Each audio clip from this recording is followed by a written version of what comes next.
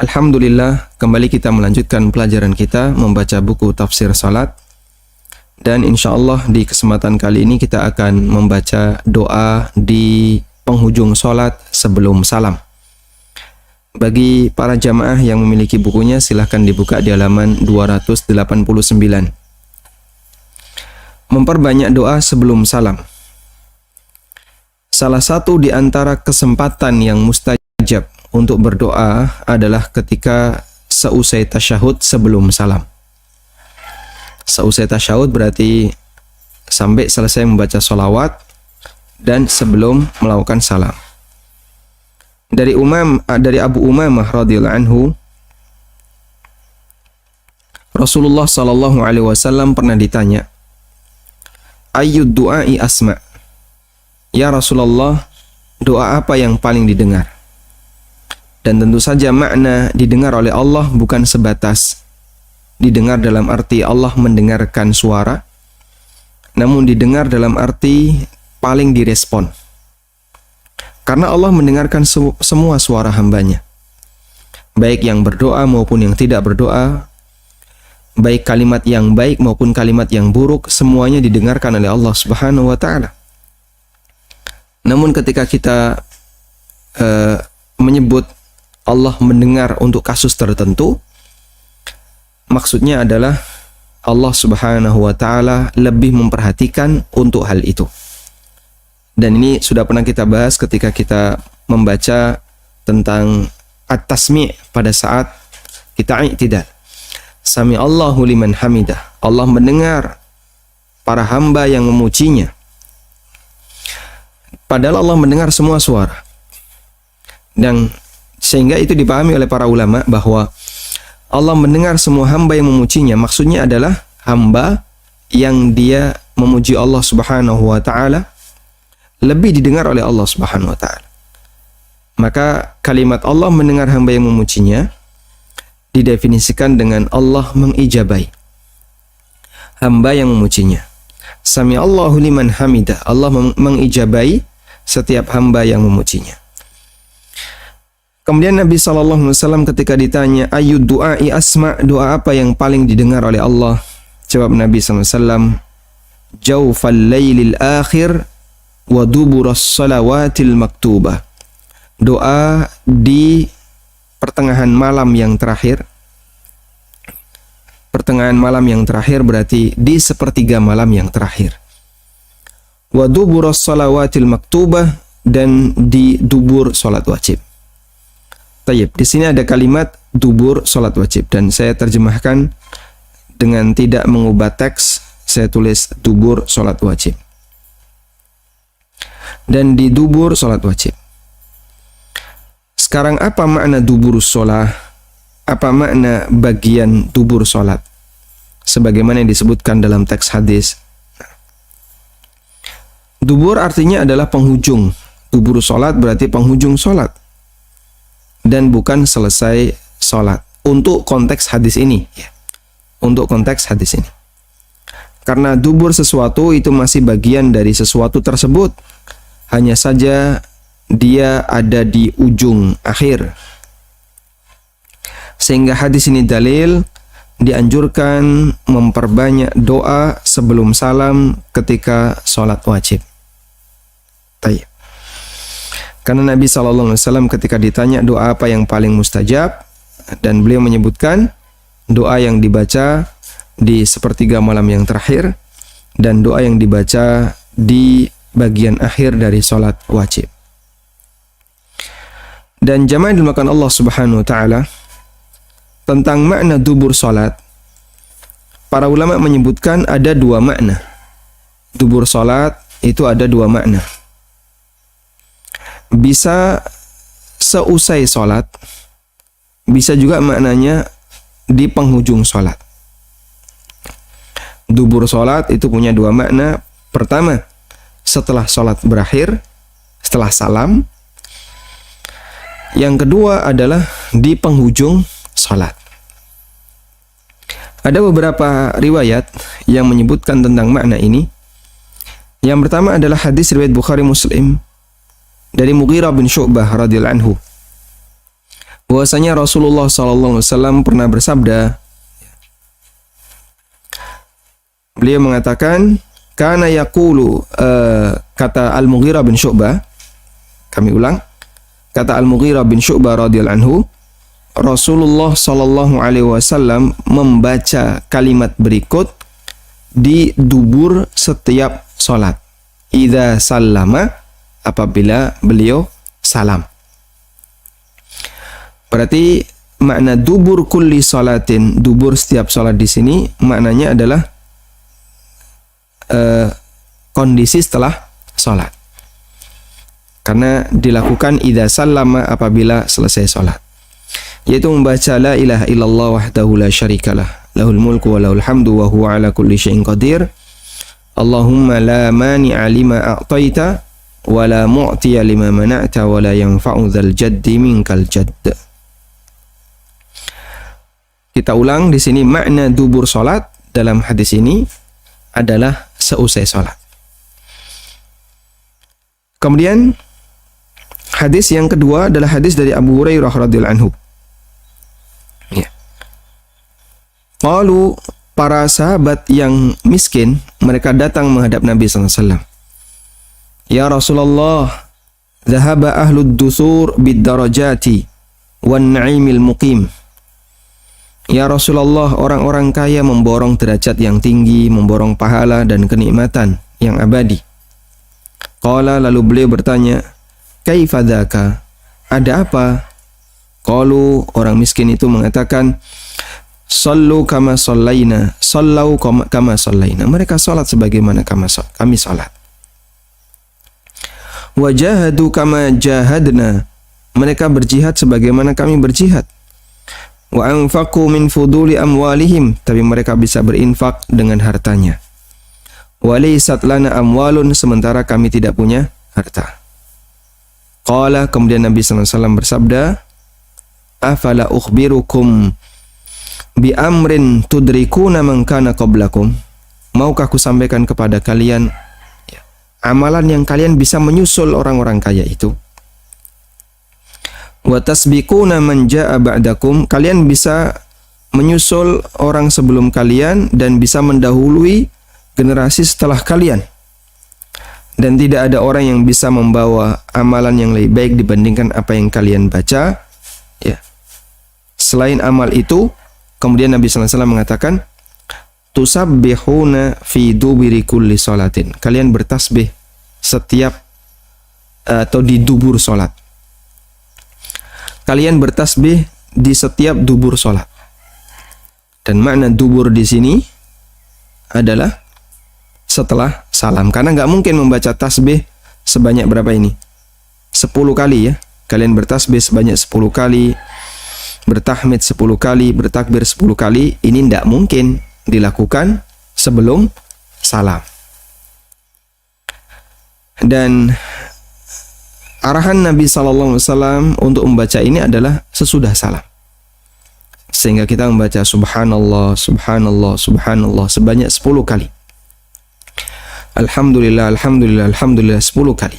Demikian pula Allahu Akbar sebanyak 10 kali. Arahan ini beliau sampaikan untuk dibaca sebelum salam. Tayyib. Dan itu ditegaskan dalam riwayat yang lain, tusabbihuna wa tahmaduna wa tukabbiruna khalfa kulli salatin. Kalian bertasbih, bertahmid dan bertakbir di seusai salat. Di belakang salat maksudnya adalah seusai salat. Salasan wa salasin sebanyak 33 kali. Baik. Karena jamaah dimulakan Allah, takbir seusai salat itu ada riwayat yang menyebutkan 10 kali. Ada riwayat yang tasbih, tahmid, takbir ya. Ada riwayat yang menyebutkan 10 kali. Ada riwayat yang menyebutkan 11. Ada riwayat yang menyebutkan 33. Dan semuanya sahih. Anda bisa praktekkan secara bergantian. Dalam arti kalau dalam situasi sibuk misalnya, Anda nggak bisa dzikir lama, maka Anda bisa pilih 10 atau 11. Kalau dalam kondisi longgar, Anda mau duduk lama, bisa pilih 33. Dan kepentingan kita dari hadis ini adalah Rasulullah SAW menyebut tasbih itu dilakukan fi duburi kulli salat, di dubur salat. Sehingga di sini ditegaskan wal muradu bi duburi salah fi hadhil ahadits aqbas salati wa khalfaha. Yang dimaksud dengan dubur salat dalam hadis ini adalah seusai salat. Maksudnya adalah ba'das salam, setelah dilakukan salam. Nah, kemudian makna yang kedua adalah sebelum salam. Dan ini berdasarkan hadis dari Mu'adz bin Jabal radhiyallahu anhu, bahwasanya Rasulullah SAW pernah memegang tanganku. Akhadha biyadi, memegang tanganku. Wa qala, lalu beliau bersabda, ya Mu'adz, wallahi, wahai Mu'adz, demi Allah, inni la uhibbuka, aku mencintaimu. Wallahi inni la uhibbuka, demi Allah aku mencintaimu. Masya Allah. Ya, andaikan kalimat itu diarahkan ke kita. Wahai fulan, Nabi SAW mengatakan aku mencintaimu. Masya Allah. Ya. Dan tidak mungkin cintanya Nabi SAW itu abal-abal, ya, atau karena beliau punya maksud tertentu, biar nanti dikasih jabatan atau apa. Waliyadzubillah, subhanallah, nggak mungkin Nabi SAW memiliki motif seperti itu. Nabi SAW mengatakan seperti ini kepada Mu'adz bin Jabal. Yang ini menunjukkan keutamaan siapa? Mu'adz radhiyallahu anhu.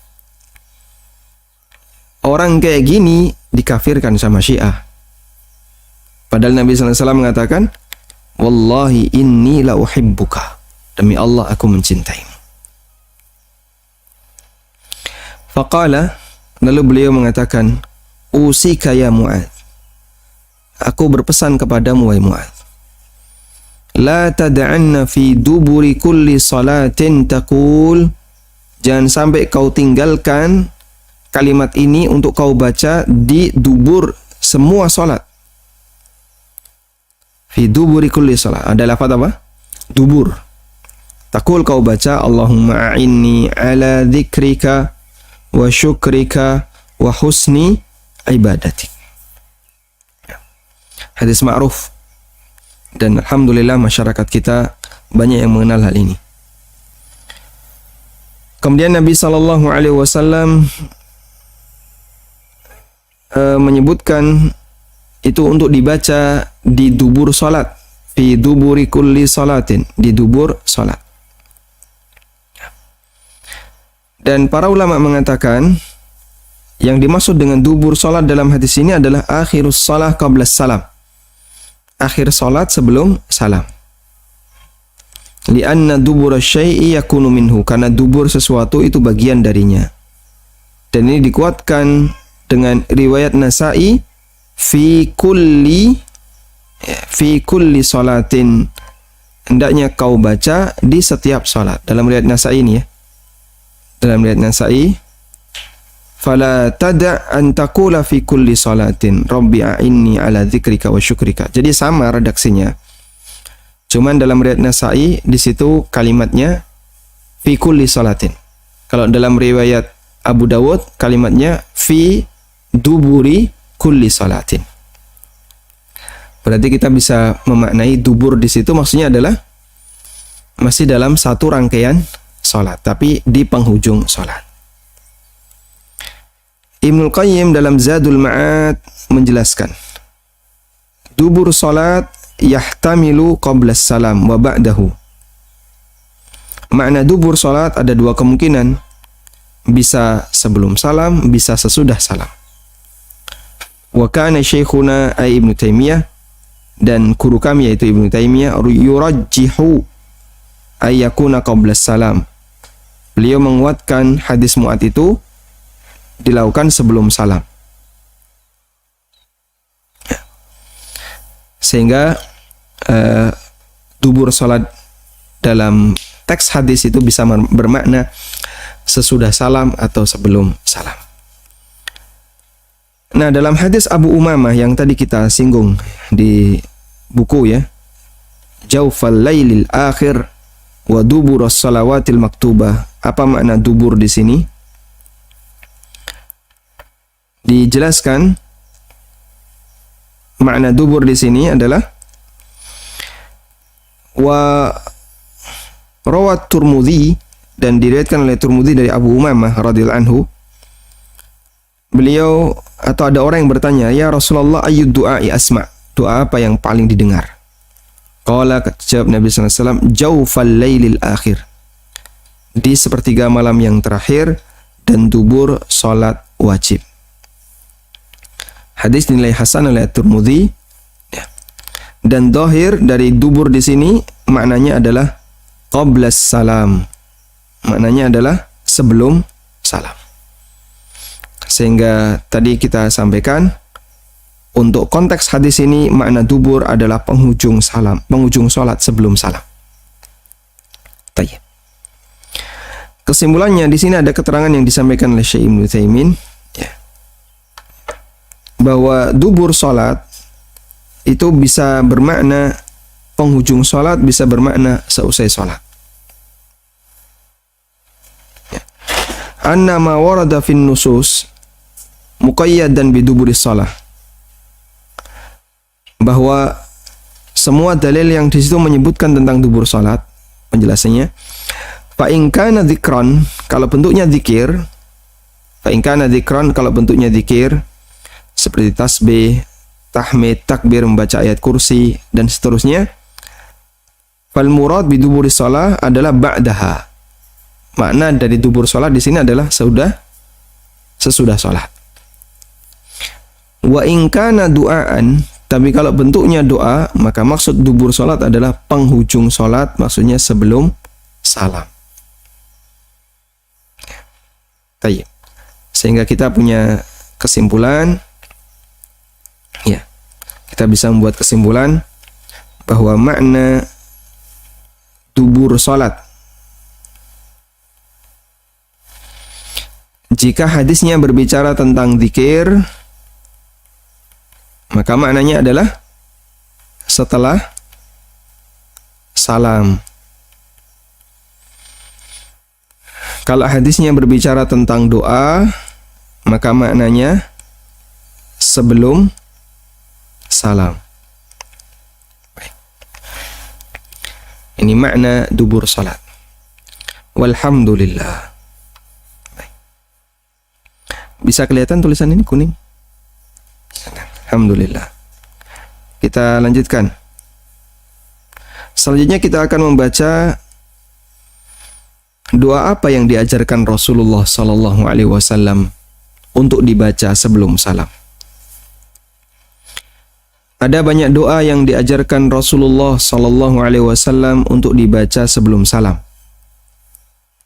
Di antara doa yang diajarkan Rasulullah sallallahu alaihi wasallam untuk dibaca sebelum salam, di sini saya hanya sebutkan beberapa. Maka saya katakan di antara, saya hanya menyebutkan beberapa, saya katakan di antara doa yang diajarkan Nabi SAW. Yang pertama, memohon perlindungan dari utang. Beliau sering berdoa, Allahumma inni a'udzubika minal ma'tham wal maghram. Ya Allah, aku berlindung kepadamu dari al-ma'tham dan al-maghram. Al-ma'tham artinya dosa, al-maghram artinya kondisi terlilit utang. Nah, doa ini ditaruh pertama karena dalam sebagian riwayat doa ini dilanjutkan dengan permohonan perlindungan dari 4 hal di atas, yaitu Allahumma inni a'udzubika min adzabi jahannam wa min adzabil qabri wa min fitnatil mahya wal mamat wa min syarri fitnatil masihid dajjal wa a'udzubika minal ma'thami wal maghram. Sehingga nyambung dengan doa mohon perlindungan dari 4 hal yang kemarin sudah kita bahas. Nah, sumber doa dari Aisyah radhiyallahu anha bahwa Nabi SAW seringkali ketika sholat berdoa memohon perlindungan dari 4 hal di atas, lalu dilanjutkan Allahumma inni a'udzubika minal ma'thami wal maghram. Sehingga zahirnya doa ini dibaca ketika kapan? Ketika menjelang salam. Karena Aisyah mengatakan ketika salat membaca Allahumma inni a'udzubika min adzabi jahannam wa min adzabil qabri itu menjelang salam. Dilanjut Allahumma inni a'udzubika minal ma'thami wal maghram. Zahirnya kalimat ini dibaca sebelum salam. Lalu ada orang yang bertanya, "Ya Rasulullah, mengapa Anda sering memohon perlindungan dari terlilit utang?" Jawab Nabi SAW, "Innar rajula idza gharima haddatsa fakadzaba wa wa'ada fa akhlafa." Karena orang itu kalau sudah banyak utang, maka dia akan berusaha untuk mencari celah membela diri. Sehingga kalau bicara suka berdusta, kalau berjanji suka mengingkari. Kapan kau mau bayar? Besok. Nah, besok ditagih kapan? Ya, mohon maaf, pekan depan ya, pekan depan. Pekan depan ditagih. Kapan? Bulan depan. Sampai yang nagih itu nggak tanya mana uangnya, tapi yang nagih itu tanya kapan. Yang nagih itu sampai tanya apa? Dia tanya itu kapan. Sudah tahu pasti jawabannya pakai waktu ini, bukan jawabannya pakai duit. Sehingga dia akan berusaha untuk selalu gimana caranya biar bisa ngeles ya. Akhirnya kapan, yes kapan. Dan itulah karakter orang kalau sudah terlilit utang. Maka Nabi SAW berdoa kepada Allah, Allahumma inni a'udzubika minal ma'thami wal maghram. Karena orang kalau sudah terlilit banyak utang, dia mudah untuk melakukan perbuatan dosa. Nah, tapi Pak, realitanya Nabi SAW punya utang. Betul. Karena kalau beliau nggak utang, gimana bisa memberikan nafkah bagi keluarganya? Dan beliau SAW tidak punya bekal yang cukup ketika di akhir hayatnya, sehingga Rasulullah SAW utang Yahudi beberapa gantang gandum, dan yang dijadikan sebagai jaminan adalah baju besi. Kita baca tafsir doa. Allahumma inni a'udzubika minal ma'tham. Ya Allah, aku berlindung kepadamu dari sumber dosa. Al-ma'tham. Perbuatan yang menyebabkan orang melakukan dosa yang merupakan sumber celaka dan hukuman. Dan kita kalau sudah dilindungi oleh Allah dari sumber dosa, berarti akan dilindungi oleh Allah dari perbuatan dosa. Dan banyak hal orang dilindungi oleh Allah dari sumber dosa. Sampingnya maksiat, dia nggak ikut. Terus peserta maksiat itu dari mana? Orang jauh berdatangan. Ya, ada yang dari seberang kampung, ada yang dari lintas kecamatan, bahkan orang yang jauh luar kota dia datang untuk maksiat. Dia yang berada di sebelahnya nggak ikut dia. Allah lindungi dia dari al-ma'tham, dari sumber dosa. Walhamdulillah. Sehingga banyak orang yang dia berada di sekeliling maksiat tapi dia nggak ikut bermaksiat. Sebaliknya ada orang yang berada di sekeliling sumber ilmu tapi dia nggak ikut kajian. Rumahnya itu dekat masjid. Di masjid itu banyak para asatidzah ngisi kajian. Ini sebelah masjid, corong nyala ke arah rumahnya. Dengar tiap hari kalau ada pengajian, tapi corong luar nggak dinyalain ya. Mungkin dia ya sayup-sayup terdengar suara kajian dari dalam masjid, tapi sepeser pun dia nggak tergerak untuk ikut kajian. Nah, itulah hidayah ya. Dan kita bersyukur kepada Allah yang jauh dari Jakarta datang ke studio ANB Channel, ya Pak. Masya Allah, untuk ikut kajian. Yang kedua adalah al-maghram, terlilit utang. Al-maghram adalah kewajiban yang harus ditanggung seseorang karena pelanggaran, seperti kewajiban denda, atau karena muamalah, seperti utang. Jadi makna al-maghram adalah kewajiban yang harus ditunaikan oleh seseorang. Al-maghram.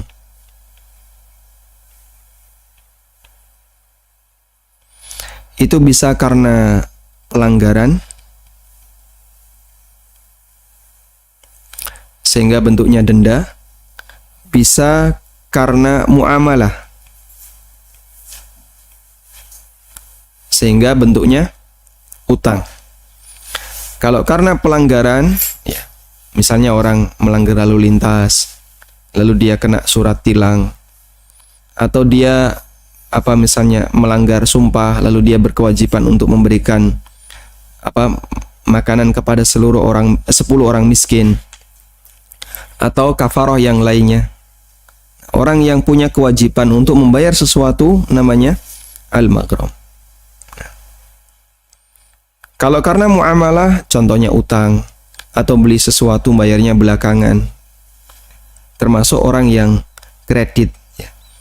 Makanya orang yang hobi kredit, mobil kredit, rumah kredit, motor kredit, istrinya juga ngumpulin perabotan dengan cara kredit. Wah, seisi rumah istrinya kredit.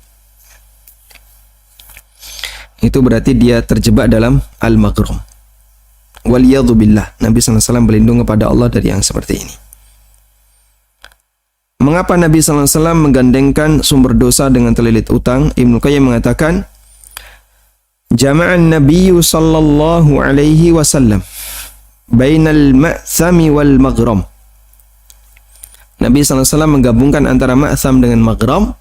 Fa innal ma'sama yujibu khasaratal akhirah wal maghram yujibu khasaratad dunya. Karena al-ma'sam itu sumber kerugian akhirat, sedangkan maghram itu sumber kerugian dunia. Sumber kerugian dunia karena utang itu gimana? Hidup orang nggak bakalan tenang, sehingga kepikiran terus. Ya. Siang hari terhina, malam hari kebingungan. Ya, siang hari dia takut keluar rumah, nanti ketemu itu gimana? Saya malu, ketemu ini malu. Terlalu banyak punya utang. Dengan ini punya utang, dengan ini punya utang, dengan ini punya utang. Bahkan sampai kadang terjadi permusuhan, ketegangan, disebabkan karena utang yang nggak selesai. Kok kamu nggak ikut kajian, kenapa? Malu. Di sana ada si A, saya belum bayar utang. Malu, di situ ada si B, saya belum melunasi utangnya. Kajian rutin di masjid A, dia nggak berani datang. Di masjid B nggak berani datang. Di masjid C nggak berani datang. Karena di masing-masing titik ini ada orang yang pernah diutangi. Maka dia tidak akan bisa tenang. Bahkan kadang nggak berani ke sekolah. Anaknya kok nggak diantar ke sekolah? Malu, saya pernah punya utang dengan wali murid yang lain. Sehingga antara wali murid dengan wali murid terjadi transaksi utang piutang, belum lunas, muncul kesan apa? Malu tadi. Nah. Tayyib. Karena itu layak kita banyak berdoa kepada Allah agar kita tidak dikondisikan seperti ini. Dan bisa jadi sebagai konsekuensinya adalah Allah akan berikan kita rizki yang cukup, sehingga tidak perlu ngutang karena sudah diberi kecukupan. Selanjutnya, permohonan agar diberi kemudahan dalam beribadah. Allahumma a'inni ala dzikrika wa syukrika wa husni ibadatik. Ya Allah, aku mohon kepadamu kemudahan. A'inni, a'anna yu'innu. A'ana yu'innu artinya adalah menolong. A'ana yu'inu artinya menolong. A'inni, tolonglah aku. Bantulah aku, mudahkan aku. Allahumma a'inni ala dzikrika wa syukrika wa husni ibadatik. Jadi ada istilah ta'awun ya. A'ana yu'inu. Ini artinya apa? Membantu atau menolong. Ta'awana, ya ta'awanu. Ini artinya saling membantu. Wa ta'awanu, lakukanlah saling membantu. Allah tidak mengatakan a'anu, tapi Allah katakan wa ta'awanu, agar saling membantu itu tidak searah tapi simbiosis, dua arah. A'ana yu'inu nanti fi'il amarnya a'in. Allahumma a'in, ya Allah tolonglah, bantulah. A'in. Ada ista'ana. Ista'ana yasta'inu artinya meminta pertolongan. Talabul aun. Ihdinas iyyaka na'budu wa iyyaka nasta'in. Ya, dari kata al-aun artinya pertolongan. A'ana menolong, ta'awana saling menolong, ista'ana yasta'inu artinya minta pertolongan. Kita kembali ke sini. Allahumma a'inni, ya Allah tolonglah aku ala dzikrika wa syukrika wa husni ibadatik. Mudahkanlah aku untuk selalu berzikir kepadamu, mensyukuri nikmatmu, dan melakukan ibadah yang baik kepadamu. Kita baca sumber doa. Sumber doanya tadi ya, sudah kita singgung. Nabi SAW berpesan kepada sahabat Mu'adz ibn Jabal. Ya Mu'adz, wallahi inni la uhibbuka, wallahi inni la uhibbuka. Wahai Mu'adz, demi Allah aku mencintaimu, demi Allah aku mencintaimu. Jadi jamaah yang dimuliakan Allah, kalau kita mencintai orang lain, kita dianjurkan untuk apa? Menyampaikannya. Dan sebaliknya, kalau kita nggak suka sama orang lain, kita dianjurkan untuk menyembunyikannya. Sehingga kalau nggak suka pakai prinsip bitona, merahasiakan. Bitona menurut istilah Islam jamaah ya. Jadi kalau nggak suka, kita diajarkan sembunyikan, jangan diutarakan. Aku nggak suka sama kamu, aku benci kamu. Jangan, itu akan menimbulkan apa? Permusuhan, ketegangan. Nggak beres itu hubungannya, sampai hari raya pun nggak beres. Hari raya sudah ketemu, sudah salaman, tetap batin itu nggak bakalan nyaman karena pernah terjadi ketegangan. Sementara dalam masalah cinta kita dianjurkan untuk menyampaikan. Ada seorang sahabat bersama Nabi SAW, lalu ada sahabat lain yang lewat. Kemudian sahabat yang duduk bersama Nabi SAW mengatakan kepada Rasulullah SAW, ya Rasulullah, inni la uhibbu hadha. Saya itu senang sama orang itu. Nabi SAW kemudian tanya, akhbar tahu, a'lam tahu, apakah kau sudah memberitahunya? Sahabat ini mengatakan, belum ya Rasulullah. Kemudian Nabi SAW mengatakan, a'limhu, kalau begitu beritahu dia. Falahikahu, akhirnya sahabat yang duduk tadi menyusul orang yang sudah berjalan tadi. Lalu dia mengatakan, ya fulan, inni uhibbuka fillah. Wahai fulan, aku mencintai anda karena Allah. Lalu sahabat ini menjawab, ahbabtani, ahabbaka alladhi ahbabtani fihi. Saya ulang, sahabat ini menjawab, ahabbaka alladhi ahbabtani bi. Semoga zat yang dimana engkau mencintai aku karenanya mencintaimu. Bahasa lainnya, semoga Allah mencintaimu karena anda telah mencintai aku karena Allah. Nabi SAW menyampaikan kepada Mu'ad, "Wallahi inni la uhibbuka." Demi Allah aku mencintaimu. Lalu beliau berpesan, "Usika ya Mu'ad." Aku berpesan kepadamu wahai Mu'ad, "La tad'anna fi duburi kulli salatin." Jangan kau tinggalkan di setiap dubur salat untuk membaca Allahumma a'inni ala dzikrika wa syukrika wa husni ibadatik.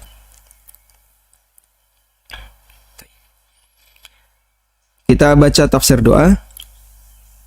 Doa ini diwasiatkan oleh Nabi SAW kepada sahabat yang beliau cintai. Bahkan beliau menyatakan kecintaan itu 2 kali. Wallahi inni la uhibbuka, wallahi inni la uhibbuka. Sebelum beliau menyampaikan wasiat ini, menunjukkan bahwasanya doa ini sangat berharga. Maka mari kita biasakan ya. Allahumma a'inni ala dzikrika. Ya Allah, mudahkanlah aku untuk berzikir kepadamu. Inti dari doa ini adalah memohon pertolongan kepada Allah agar kita dimudahkan untuk melakukan berbagai ibadah. Seperti zikir, syukur, dan kegiatan ibadah lainnya. Karena kita makhluk yang lemah, tidak mungkin kita bisa melakukan ketaatan kecuali atas pertolongan Allah. Karena itulah di surat Al-Fatihah Allah menggandengkan ibadah dengan isti'anah. Iyyaka na'budu wa iyyaka nasta'in. Dan sekali lagi, hamba tidak mungkin bisa melakukan ketaatan kecuali atas kemudahan dari Allah Subhanahu wa taala, pertolongan dari Allah Azza wa Jalla. Makanya seusai melakukan ketaatan, kita disyariatkan untuk apa? Bersyukur. Mensyukuri ketaatan itu. Dengan cara, ya, misalnya membaca istighfar, itu bagian dari syukur. Nabi SAW seusai sholat istighfar. Karena bagian dari syukur adalah memohon ampun dengan adanya kekurangan dari apa yang sudah kita lakukan. Wa syukrika, dan mensyukuri nikmatmu. Dengan bersyukur, nikmat yang dimiliki oleh seorang hamba akan bertambah dan terjaga. Sebagaimana yang Allah firmankan dalam Al-Quran, "La in syakartum la azidannakum." Jika kalian bersyukur, maka akan aku tambahkan untuk kalian. Sehingga kalau nikmat itu bertambah, maka nikmat itu terjaga dan bahkan lebih berkah. Karena itulah para ulama menyebut amal syukur dengan hafid. Asyukru huwal hafid. Asyukru huwa al-hafid. Syukur itu penjaga. Ya. Sehingga disyukuri setiap nikmat yang kita punya, maka Allah Subhanahu wa taala akan jaga nikmat itu. Wa husni ibadatik, dan beribadah yang terbaik kepadamu. Melakukan ibadah dengan sebaik-baiknya bagian dari ujian yang Allah berikan kepada makhluknya. Sebagaimana Allah firmankan di surat Al-Mulk, "Alladzi khalaqal mauta wal hayata liyabluwakum ayyukum ahsanu amala." Dialah zat yang menciptakan kematian dan menciptakan kehidupan untuk menguji kalian, siapakah di antara kalian yang paling baik amalnya. Jadi Allah Subhanahu wa taala perintahkan kita ibadah, dan Allah minta agar ibadah kita adalah ibadah yang terbaik. Dan itu jadi ujian bagi kita sebagai hamba. Karena itu di surat Al-Mulk Allah menyebutkan bahwa bagian dari ujian Allah ciptakan kehidupan dan kematian adalah agar manusia beribadah yang terbaik kepada Allah Subhanahu wa taala. Al-Fudail bin Iyad rahimahullah menjelaskan, yang dimaksud paling baik amalnya adalah ay akhlasuhu wa aswabuhu, yang paling ikhlas dan yang paling sesuai dengan sunnah Nabi sallallahu alaihi wasallam. Yang dimaksud dengan ahsanu amala adalah yang paling ikhlas dan paling sesuai sunnah. Allah tidak mengatakan liyabluwakum ayyukum aktsaru amala. Allah tidak mengatakan aktsaru, yang paling banyak. Tapi yang Allah katakan apa? Ahsanu, yang paling baik. Maka sedikit tapi berkualitas jauh lebih bernilai dibandingkan banyak tapi gak berkualitas. Karena itu para ulama mengatakan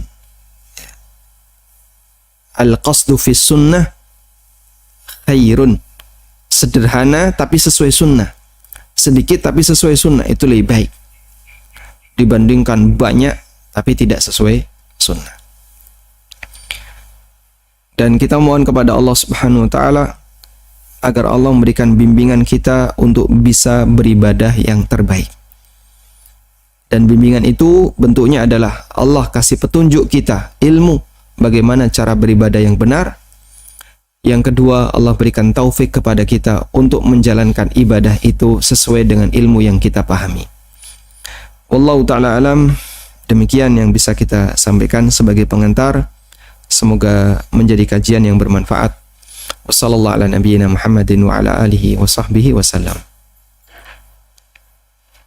Yayasan Amal Abadi Indonesia yang dibina oleh Ustadz Amin Nurbaits Hafizahullah saat ini tengah membangun gedung Sekolah Dasar Tahfidzul Quran Madinah Islamic Premier School, unit Kerajaan. Gedung ini dibangun di atas tanah seluas 646 meter persegi dan perkiraan biaya untuk tahap pertama 2 lantai mencapai 2,6 miliar. Salurkan donasi Anda untuk pembangunan Sekolah Dasar Tahfidzul Quran Madinah Islamic Premier School melalui rekening atas nama Yayasan Amal Abadi Indonesia, Bank Syariah Indonesia dengan kode bank 451, nomor rekening 74499999. Untuk info donasi hubungi 082 12345 7441. أنفقتم من شيء فهو يخلفه وهو خير الرازقين.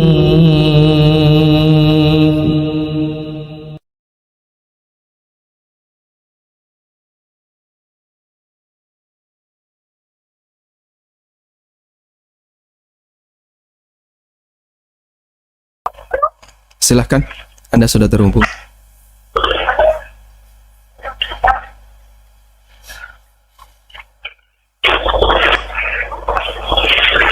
Silahkan, Anda sudah terhubung.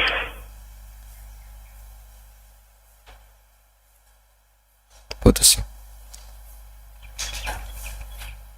Bismillah.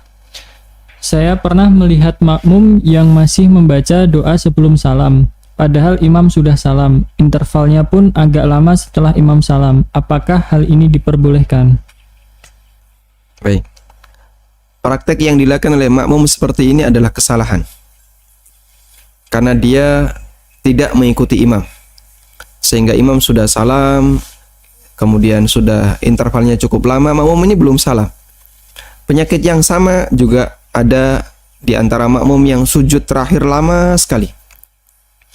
Imamnya sudah duduk tasyahud akhir dan dia nggak bangkit-bangkit. Mungkin sampai imamnya sudah membaca assalamu alaina wa ala ibadillahi sholihin, dia baru bangkit. Praktek ini adalah sebuah kesalahan karena dia tidak mengikuti imam. Atau ada makmum yang masih berdiri menyelesaikan Al-Fatihah, padahal imamnya sudah rukuk lama dan bahkan hampir iktidal. Lalu setelah selesai dia menyusul rukuk, imamnya iktidal.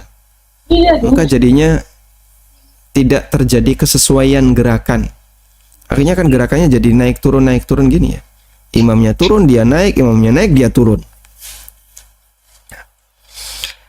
Karena itu jamaah yang dimuliakan Allah, ada beberapa bentuk gerakan yang dilakukan oleh makmum terkait sholat jamaah ya.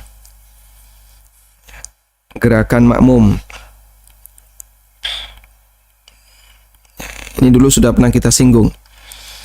Ada yang bentuknya mendahului. Dan para ulama mengatakan ini bisa membatalkan sholat.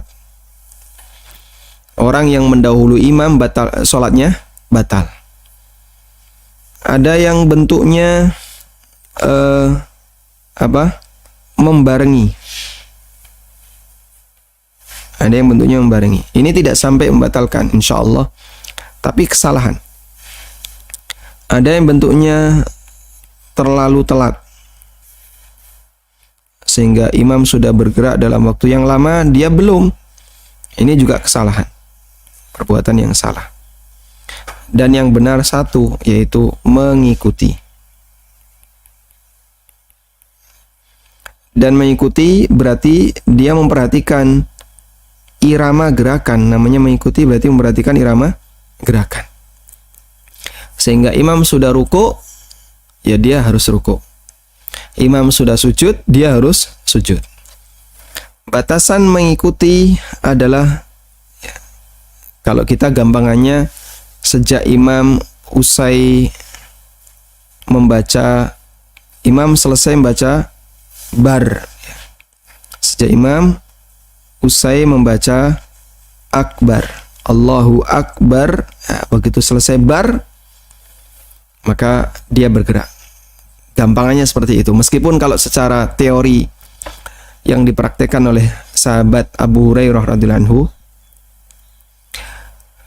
beliau mengatakan, kami tidak bergerak sampai kami melihat Nabi SAW di posisi sempurna. Ya, sehingga misalnya imam selesai akbar itu masih di posisi di atas, bergerak turun, Allahu akbar, tapi belum sempurna. Makmum tuh duduk, diam dulu sampai imam sempurna, baru kita bergerak. Idealnya seperti itu. Ya, meskipun kalau di tempat kita, karena banyak jamaah yang nggak ngelihat imam, sebab imam itu dikurung di tempat yang sempit, di mihrab ya, sehingga jamaah yang kanan dan kiri tidak lihat, yang belakang-belakang juga nggak lihat, yang lihat hanya beberapa orang di belakangnya. Maka itu membuat ketika imam bergerak sempurna ataukah tidak, jamaah tidak tahu. Maka yang jadi acuan berikutnya adalah kalimat akbar yang dibaca oleh imam ketika mereka berisyarat, mereka membaca takbir intikal. Wallahu a'lam. Silahkan. Waalaikumsalam warahmatullahi.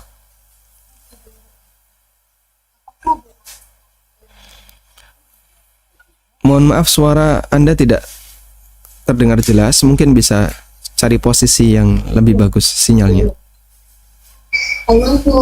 Waalaikumsalam warahmatullahi. Silakan diulang. Apakah dulu dibaca juga setelah berwudu dan setelah sholat? Halo? Terdengar nggak? Belum jelas. Apakah doa yang dibaca? Doa kafaratul majelis.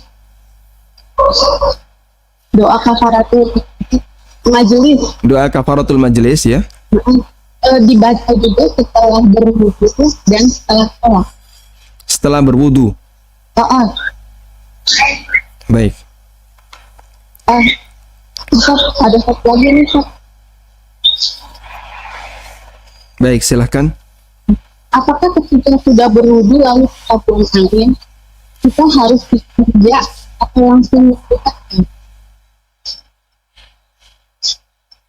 Apakah setelah berwudu? Kita buang dulu. Terus apakah kita harus istinja atau langsung wudu aja? Setelah berwudu buang air, apakah istinja terus wudu lagi? Kita buang angin. Iya. Apakah kita harus Istinja dulu atau langsung wudu? Baik. Ya, itu aja. Baik. Tentang doa seusai berwudu yang mirip seperti doa kafaratul majlis. Itu disebutkan dalam hadis yang sahih. Saya sebutkan ya kalimatnya.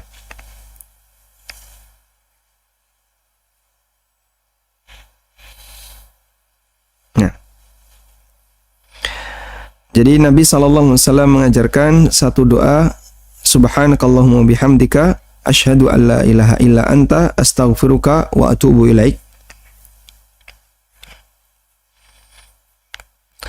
Tentang kalimat subhanakallahumma wa bihamdika asyhadu an la ilaha illa anta astaghfiruka wa atubu ilaik yang dibaca seusai wudu. Diriwayatkan oleh An-Nasa'i, kemudian Al-Hakim dalam Al-Mustadrak dari sahabat Abu Sa'id Al-Khudri radhiyallahu anhu.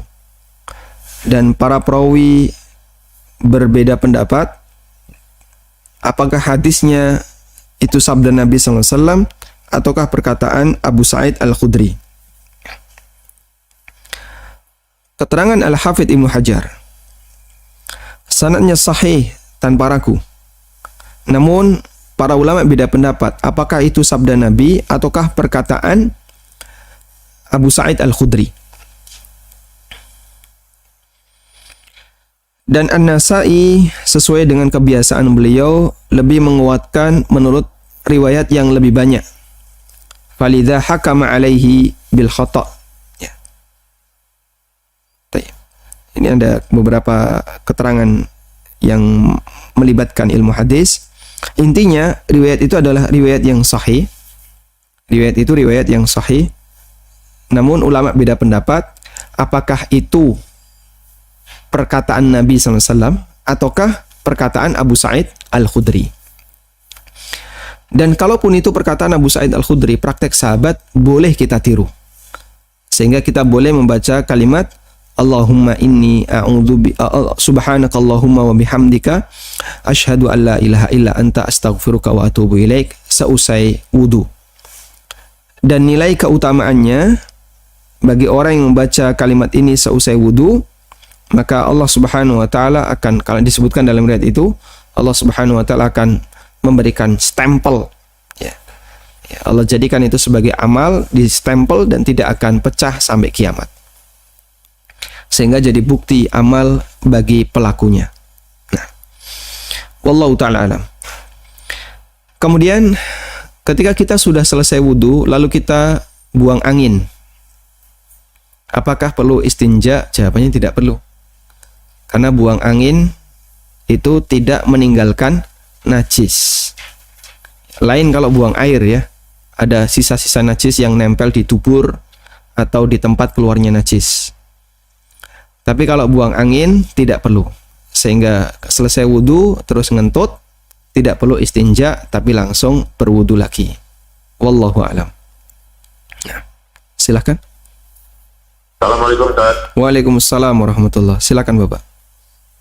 Ya, ini Ustaz mau nanya, untuk sholat witir itu sunnahnya apakah sebelum tidur apa setelah tidur? Soalnya saya kebiasaan setelah sholat isya kemudian saya lakukan witir. Dan apakah boleh setelah sholat witir itu bangun kita tengah malam untuk melakukan sholat tahajud kembali, kan? Baik. Nah, kemudian yang kedua, untuk kondisi pandemi sekarang ini apakah untuk sholat yang berjarak itu apakah diperbolehkan atau bagaimana? Soalnya saya dengar dari ustadz yang lain ada yang membolehkan, ada yang tidak membolehkan, jadi agak bingung juga, Ustaz. Kemudian untuk menggunakan masker juga bagaimana, Ustaz? Syukron, Ustaz, atas nasihatnya. Jazakallahu khairan. Wajazakumullah khairan. Waalaikumsalam warahmatullahi. Tayyib. Mana yang lebih afdal, witir sebelum tidur ataukah witir sesudah tidur? Yang paling afdal dalam pelaksanaan sholat witir bagi orang yang yakin dia bisa bangun sebelum subuh adalah setelah tidur. Yang paling afdal bagi orang yang yakin nanti bisa tahajud, yang paling afdal adalah witir itu dilakukan di penghujung sholat tahajud.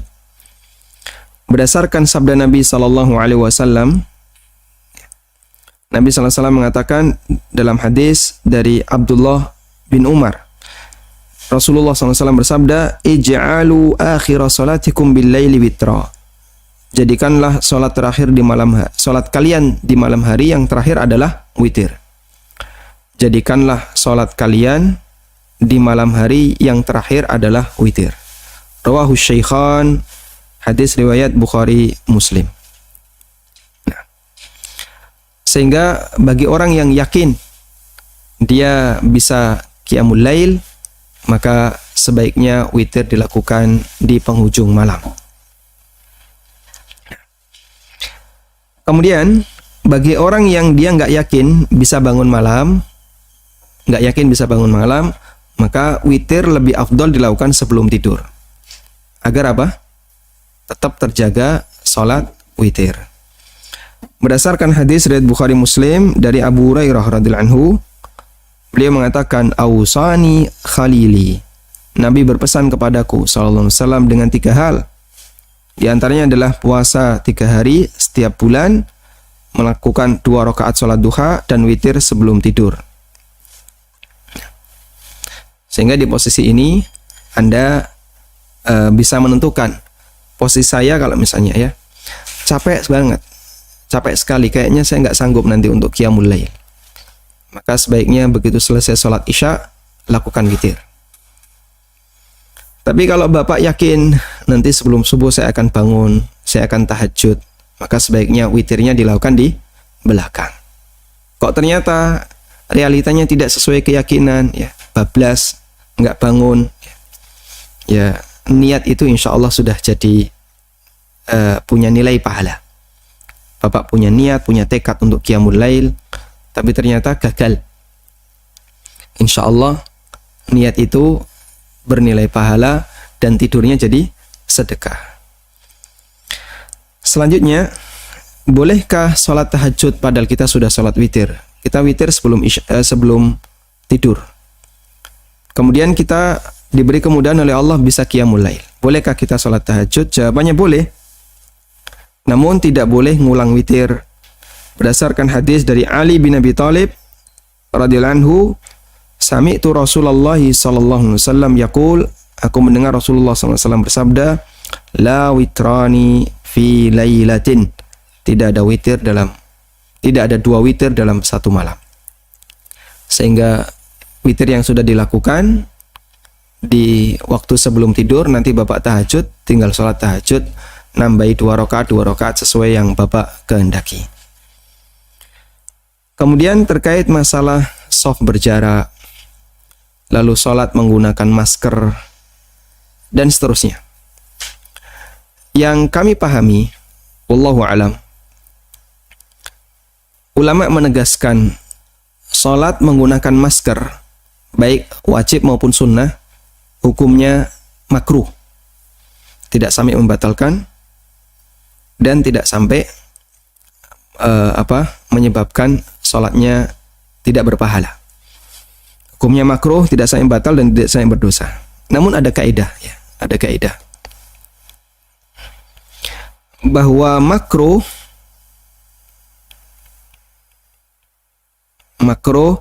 jika ada kebutuhan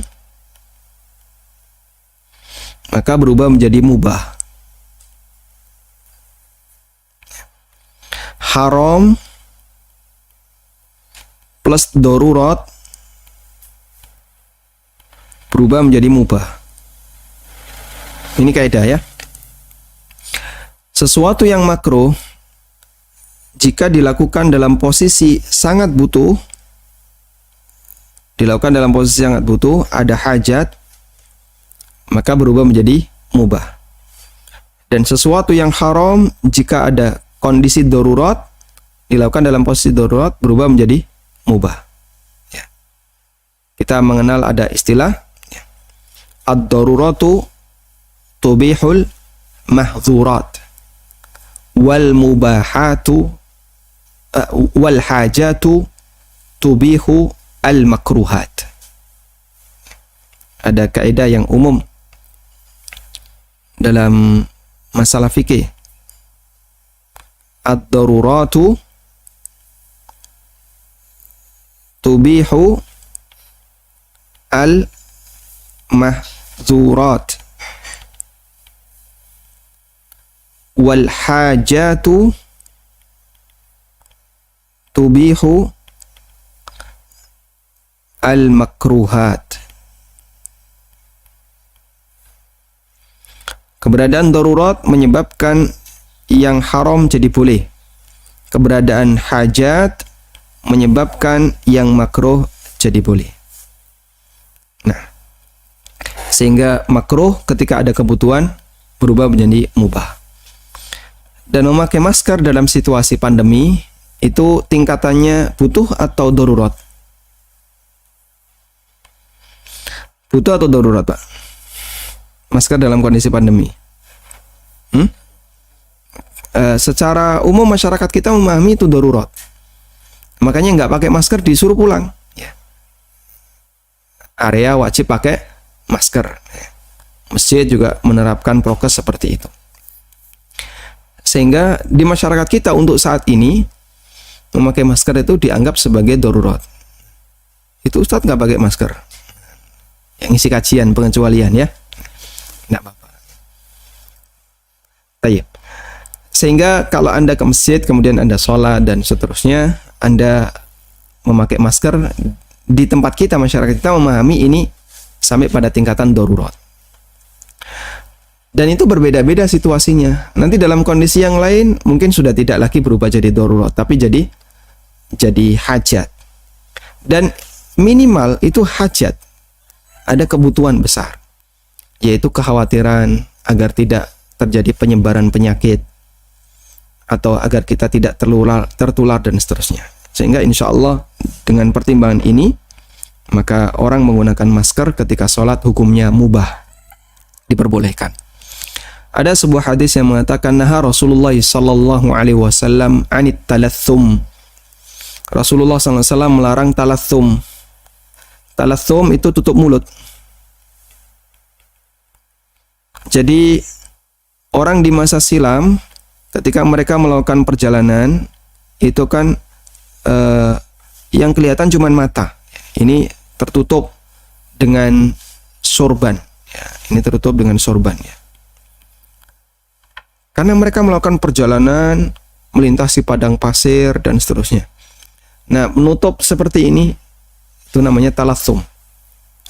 Seperti Bapak Ibu sudah sering ya lihat situasi orang ketika melintasi padang pasir pakai onta.